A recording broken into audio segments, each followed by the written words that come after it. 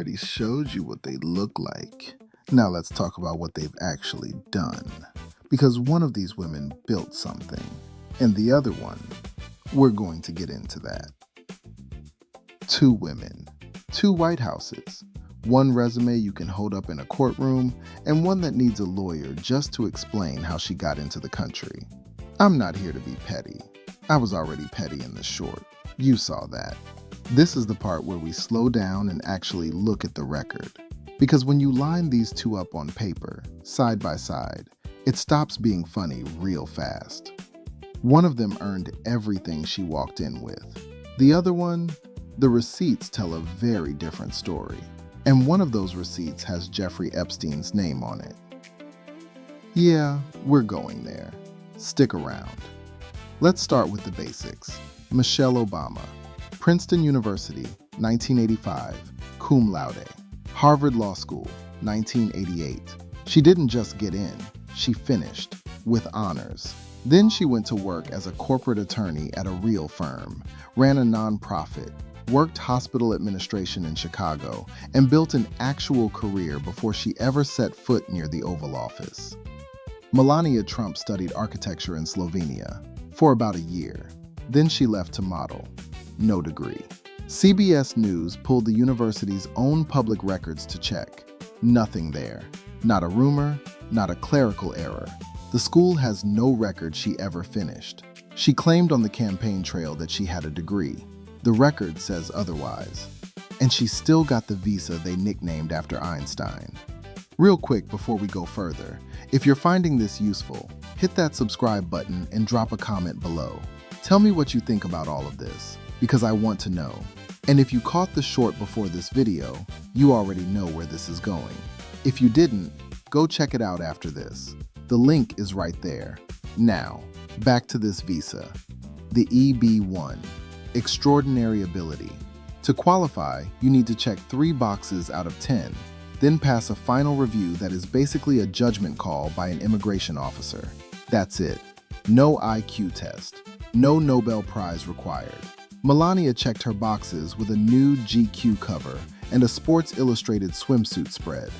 Immigration lawyers, on the record, will tell you that Einstein's own early career resume probably wouldn't have cleared that bar before he won the Nobel.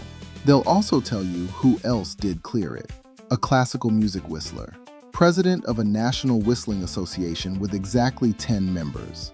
A colored pencil artist who had never sold a single piece in her life. A squash coach.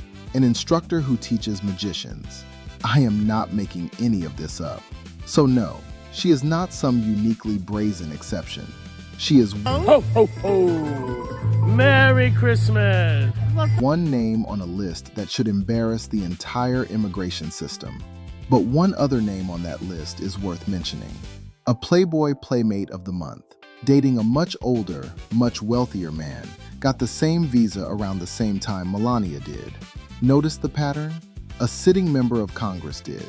She said out loud in a House Judiciary hearing that we are not talking Cindy Crawford or Naomi Campbell level credentials here. That's Congress, not me.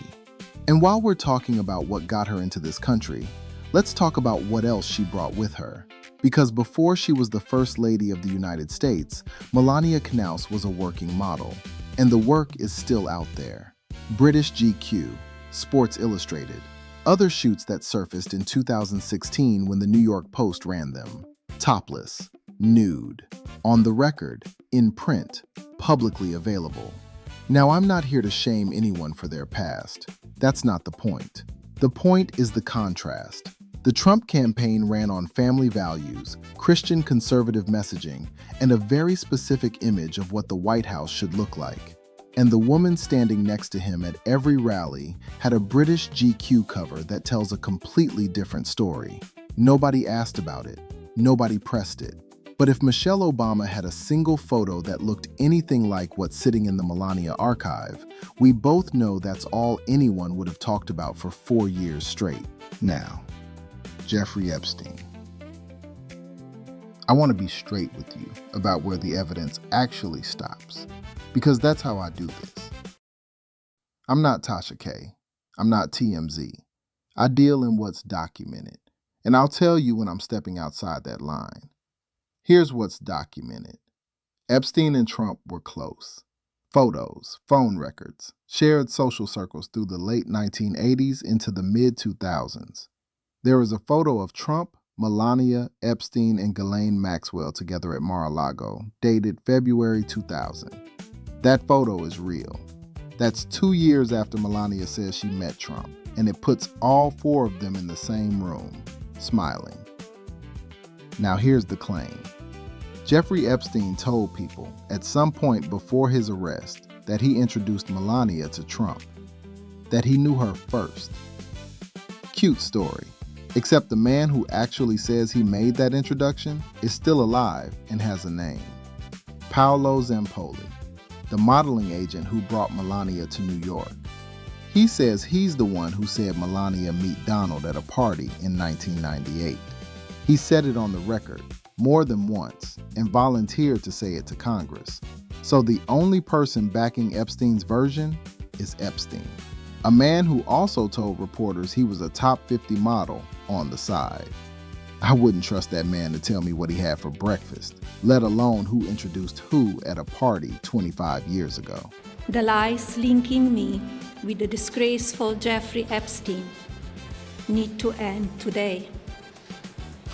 The individuals lying about me are devoid of ethical standards, humility, and respect. I do not object to their ignorance, but rather I reject their mean-spirited attempts. Here's what I will say. There is almost no public record of Melania's life before Donald Trump. Her career before 1998 is thin. The social circles she moved in, modeling agencies, Palm Beach, New York nightlife, those circles and Epstein's circles overlap in ways nobody has fully mapped out. Could he have known her before 1998? Possible. Is there a single document, photo, or witness putting them together before that party? No, not one. And she has never been asked about any of this under oath, not once. She addressed it publicly only when the Epstein files became a news cycle she couldn't ignore. She denied it in a statement. That's it. A Harvard-trained lawyer knows what it means when the only answer you ever give is a press release. Oh wait, that's Michelle. Melania never went to law school. Just saying. Let's talk about Be Best. Because this is where the hypocrisy stops being subtle. In 2018, Melania launches an anti-cyberbullying campaign from inside the White House. The White House, occupied by the most prolific bully Twitter has ever seen. The man who called women dogs, called countries S-holes, and attacked private citizens by name from the presidential account. Every single day. The launch pamphlet got flagged almost immediately for lifting language directly from a Michelle Obama-era cyberbullying resource. Not inspired by, not similar to, lifted. Be Best launched by plagiarizing the woman she was supposed to replace. You really cannot make this up. And the results? Youth cyberbullying rates went up, not down, every single year Be Best existed. No published study connects a single measurable improvement to the campaign. She brought it back in her second term with a new name and the same absence of anything you can point to and call a result. Then there's the garden, the literal garden. Michelle planted the first White House vegetable garden since Eleanor Roosevelt's World War II Victory Garden. The harvest went directly to a DC homeless shelter. That's not a brand. That's not a photo op. That's food that fed actual people. Melania tore hers out. The Rose Garden, the one Jackie Kennedy designed, got gutted in 2020 right before the RNC convention needed cleaner camera angles behind the podium. A presidential historian called it an evisceration. Melania's office responded by saying he should never be trusted as a professional historian for saying so. Her team's entire defense of the renovation was that there are more rose bushes now than before. More roses. Less of everything else that made it the Rose Garden. And then the Christmas trees. She got caught on a hot mic saying she didn't give a damn about the decorations she was personally responsible for. Then she gave the country blood-red Christmas trees that looked like a horror movie set and dared anyone to say something about it. Let me bring this all the way back to the beginning, because I want you to sit with the full picture for a second. One woman walked into the White House with 2 Ivy League degrees, a law career, a nonprofit, and a hospital administration background. She planted a garden that fed homeless families, launched programs with real enrollment numbers, and built a record anybody can look up right now without a single asterisk next to it. The other one walked in with an unverified degree, a modeling career, a visa that a 10-member whistling club president also qualified for, photos the family values crowd pretended didn't exist, a question about Jeffrey Epstein that has never been answered under oath, a plagiarized anti-bullying campaign that made bullying worse, a torn-up historic garden, and blood-red Christmas trees. One of these women built a record you can hold up in a courtroom.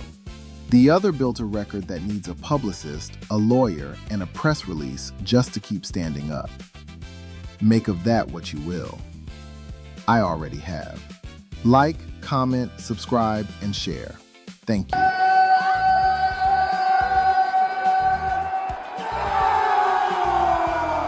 The judges score the contest 49-46, 49-46, and 50-45.